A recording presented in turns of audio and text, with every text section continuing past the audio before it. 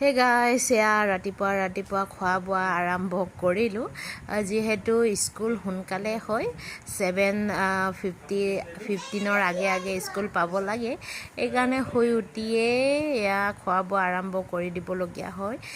আইচাৰ আজি tiffin Maggi আৰু মালপোৱা দুটামান বনাই দিলোঁ। আৰু ৰাতিপুৱা যিহেতু শুই উঠিয়ে খাব নিবিচাৰে ভাত, কেলগছ আৰু গাখীৰ গৰম কৰি দিলোঁ। আৰু মিষ্টাৰৰ কাৰণে লাল চাহ, একেতেও ভাত খাই নাযায়। চাহ, গাখীৰ আৰু কেলগছ। আৰু আইচাক দেউতাকে থ'বলৈ গ'ল।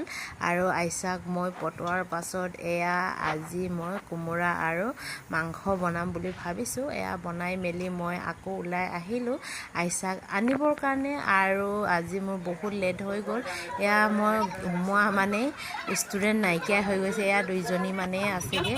আৰু আমিও টুকটুকি এখনত উঠি মেলি ঘৰত